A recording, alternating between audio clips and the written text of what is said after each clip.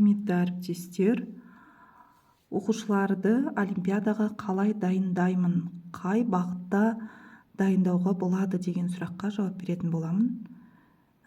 Мысалы, қазақ тілі, мен әдебиет пәнінен сабақ бергендіктен осы пәнді түсіндіретін боламын.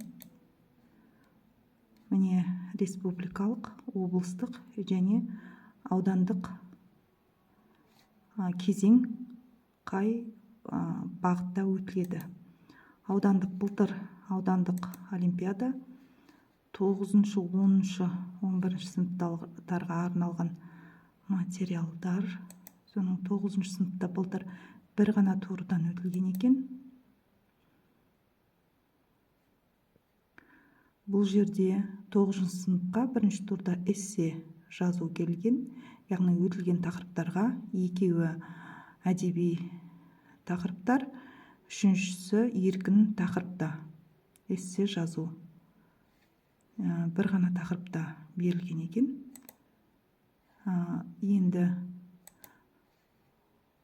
10-шы, 11-ші сыныпта да 10-шы сыныпты көрсек, 10-шы сыныпта да бір ғана турдан аудандық болған екен. Онда 10-шы сыныпта бұл жерде де екі тақырып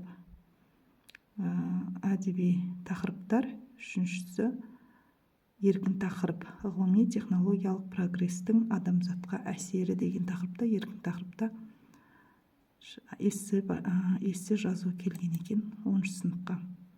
Енді бұл аудандық, ал енді облыстық байқауға дайындалатын оқушыларыңыз болса, оқушыларды дайындап жатқан болсаңыздар, оны да көріп өтейік. Әр жылда әртүрлі тапсырмалар келеді, бірақ бір бағытта алынады. Арнайы олимпиадаға дайындау материалдары бағытында тек тапсырма үлгісі, тақырыбы және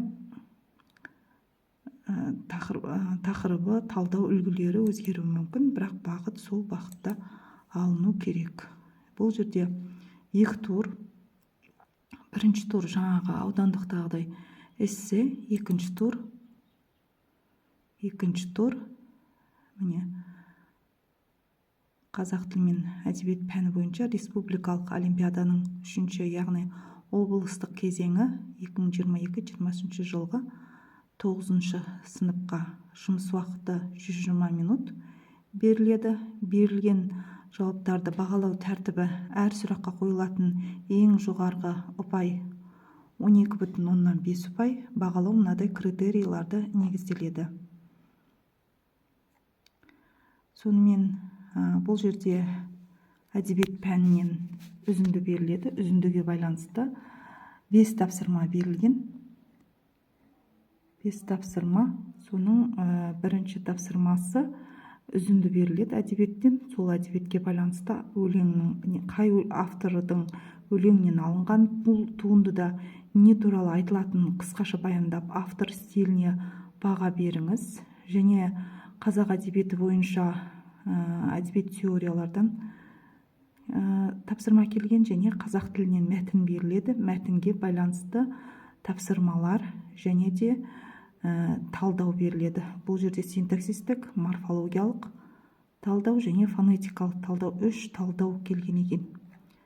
Күрделі, әрине, облыстық болғаннан кейін осылай дайындалып бару керек. Бұл 9-шы сынып бойынша. Осылай 10-шы, 11-ші сыныпта да кішкене күрделене береді. Тек осы бағытта дайындалатындықтарыңызды білсеңіздер болғаны. Сәттілік барлықтарыңызға.